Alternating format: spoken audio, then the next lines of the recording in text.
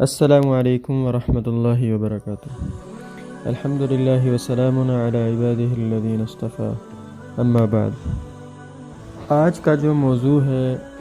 وہ اس دور کے بڑے فتنوں میں شمار ہوتا ہے، یعنی گانا بجانا اور موسیقی وغیرہ، اور اسی طرح موسیقی کے جو دیگر آلات ہیں۔ تو اس کے بارے میں سب سے پہلے ہمیں جو اللہ تعالیٰ نے قرآن مجید میں ارشاد فرمایا ہے، سورہ لقمان میں اللہ تعالیٰ کا ارشاد ہے،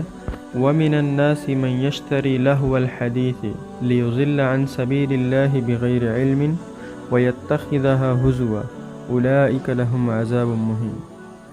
اس کا ترجمہ یہ ہے کہ اور بعض لوگ ایسے بھی ہیں جو ان باتوں کے خریدار بنتے ہیں جو اللہ سے غافل کرنے والی ہیں،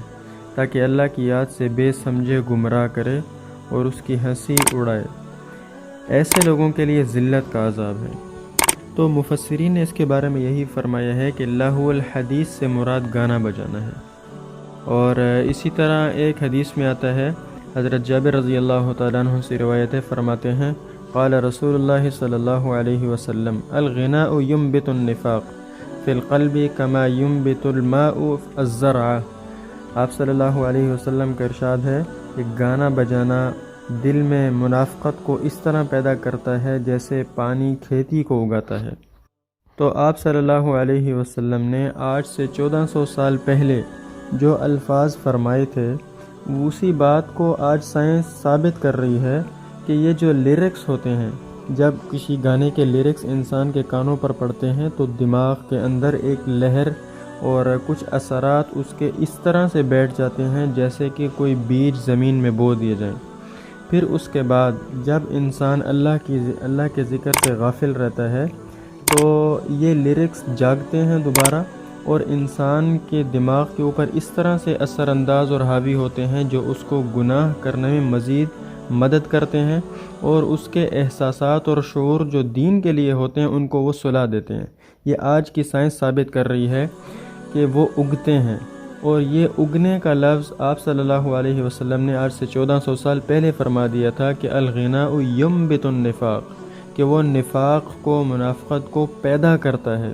جس طرح پانی کھیتی کو پیدا کرتا ہے۔ اور جہاں تک بات ہے کہ شعر و شاعری، تو اس میں بہت سارے لوگ یہ بھی دلائل دیتے ہیں کہ آپ صلی اللہ علیہ وسلم کی مکہ سے مدینہ آمد پر جب آپ تشریف لائے تھے تو چند جو بچیاں تھیں، جو چھوٹی لڑکیاں تھیں، کم سن لڑکیاں تھیں، انہوں نے آپ صلی اللہ علیہ وسلم کی آمد پر اشعار پڑھے تھے۔ تو اس اشعار کے ساتھ دف بھی بجانے سے اس کو جو ہے ثابت کرتے ہیں کہ یہ گنگنانا جناب بالکل جائز ہے۔ تو اس میں سب سے پہلے سمجھنے والی بات یہ ہے کہ جب آپ صلی اللہ علیہ وسلم تشریف لائے تھے تو وہ جو گانے والی لڑکیاں تھیں وہ کم سن تھیں اور غیر مکلفہ تھیں، یعنی وہ ابھی مکلف بالغ نہیں تھیں۔ حدیث شریف میں باقاعدہ حضرت عائشہ رضی اللہ تعالیٰ عنہ سے جو روایت آتی ہے اس میں جاریتان کے لفظ آتے ہیں جو کہ چھوٹی بچی کے لیے استعمال ہوتا ہے، اور وہ جو اشعار پڑھ رہی تھیں وہ آپ صلی اللہ علیہ وسلم کی مدح میں تھیں، یعنی جنگی اشعار تھے، وہ کسی طرح کے نازیبا اور عشقیہ الفاظ نہیں تھے جو آج کل کے دور میں چل رہے ہیں۔ اور جہاں تک بات ہے ان بچیوں کی، تو وہ کوئی پیشہ ور بھی نہیں تھیں کہ اس طرح مکمل اس چیز کو پیشہ بنا کر اپنی کمائی کا ذریعہ بنا لیا جائے، بلکہ وہ ایک موقع تھا جس میں اس سے بڑی اور خوشی کیا ہو سکتی ہے۔ اور یہ تو آپ صلی اللہ علیہ وسلم سے بھی اس طرح فی البدی جو ہے ایسے الفاظ ثابت ہیں کہ جب آپ صلی اللہ علیہ وسلم ایک جنگ میں تشریف لے گئے تو آپ صلی اللہ علیہ وسلم کی انگلی مبارک وہاں کٹ گئی، تو وہاں پہ آپ صلی اللہ علیہ وسلم نے کچھ ایسے الفاظ پڑھے، تو جس کا مفہوم یہی ہے کہ تم میری ایک انگلی ہی تو ہو کہ جو اللہ کی راہ میں کٹ گئی ہو۔ تو دمیتی اور لقیتی، یہ آخر میں دو قافیے بالکل برابر ہو جاتے ہیں۔ تو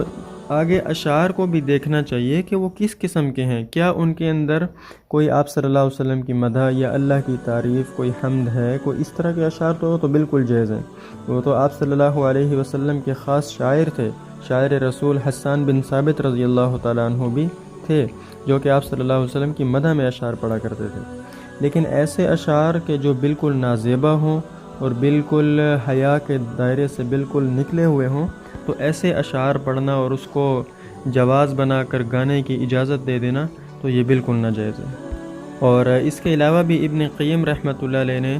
گانے کے بارے میں جو نقصانات لکھے ہیں اس میں سب سے پہلے جو انہوں نے بات لکھی ہے کہ انہ یلہی القلب ویصدہ عن فہم القرآن، کہ یہ دل کو بالکل غافل کر دیتا ہے اور اس کو قرآن کو سمجھنے سے بالکل روک دیتا ہے اور قرآن پر عمل کرنے سے بھی روک دیتا ہے۔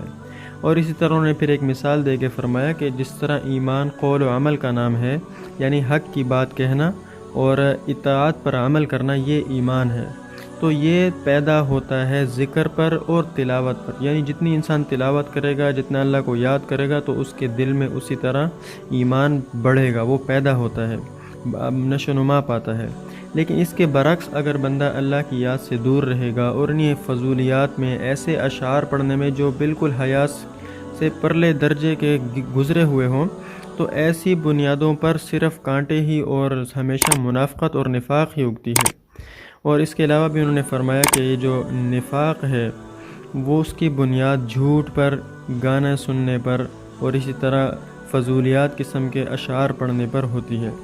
اور نفاق ہے کیا؟ دھوکہ، فریب، مکر، یعنی یہ اس کی جڑی بوٹیاں ہیں جو اگتی ہیں گانے سننے کے بعد۔ تو دل کو جو سکون ملتا ہے وہ ملتا ہے قرآن سے، کیونکہ اللہ نے فرمایا الا بذکر اللہ تطمئن القلوب، کیا اللہ کی یاد سے تمہارے دلوں کو چین حاصل نہیں ہوتا، تمہارے دلوں کو اطمینان حاصل نہیں ہوتا؟ لیکن جو لوگ کہتے ہیں کہ جی ہم اس وجہ سے میوزک کے ذریعے سے تھراپی کرتے ہیں، اس کو